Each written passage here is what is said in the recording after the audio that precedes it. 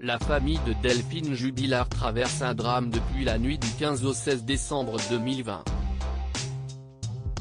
Les premiers touchés sont ses deux enfants, Louis et Elia, 6 ans et 2 ans au moment de la disparition de leur maman.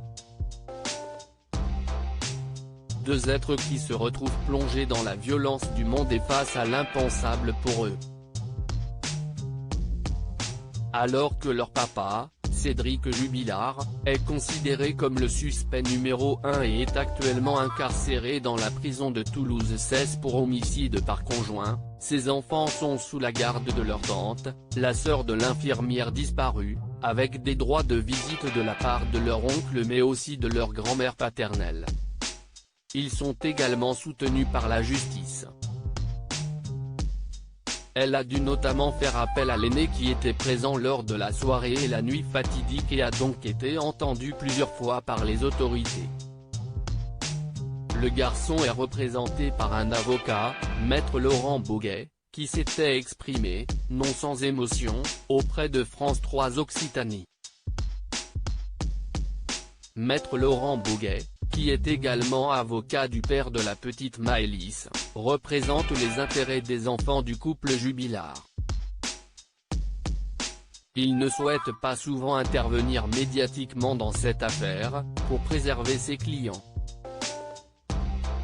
Il a fait un écart en décembre dernier, un an après la disparition de Delphine Jubilard. Au cours de ce long entretien, on peut s'imaginer, un tant soit peu, l'épreuve que vivent les enfants, et notamment Louis, qui a été auditionné par les juges. Si l'audition est théoriquement couverte par le secret de l'instruction, comme le rappelle l'avocat lui-même, il souhaite en faire partager un moment particulier pour apporter un peu d'humanité à la tragédie. Il a été dit à Louis, « Tu sais, ta maman ne vous a pas abandonné toi et ta petite sœur. » Et il a reçu le message sans trouver les mots mais dans le regard qu'il a renvoyé ces phrases ont été perçues comme une bénédiction. Il avait sans doute besoin de les entendre et d'ailleurs, il lâchera dans un souffle, « Ça m'a fait du bien de parler ».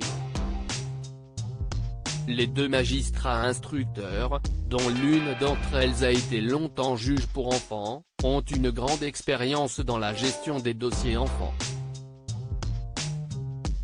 Si est pourquoi il était primordial que Louis entende que la justice cette phrase essentielle, on est là pour travailler et retrouver coûte que coûte ta maman dont on sait qu'elle te manque. Des paroles bouleversantes à l'heure du tourbillon médiatique que provoque l'affaire. Quelle que soit l'issue de l'enquête, il faut établir la vérité, pour pouvoir, lui, ramener, sa maman quelqu'un soit à l'état. Des mots à la fois durs et essentiels pour que l'enfant puisse se reconstruire après un tel choc. Au mois de novembre 2021, Louis Jubilard a été auditionné une troisième fois, s'est présenté comme un témoin visuel et a décrit une scène de dispute entre ses parents, juste avant que sa mère Delphine disparaisse. Un témoignage capital mais qui pourrait être invalidé pour vice de procédure. Auquel cas il sera réentendu.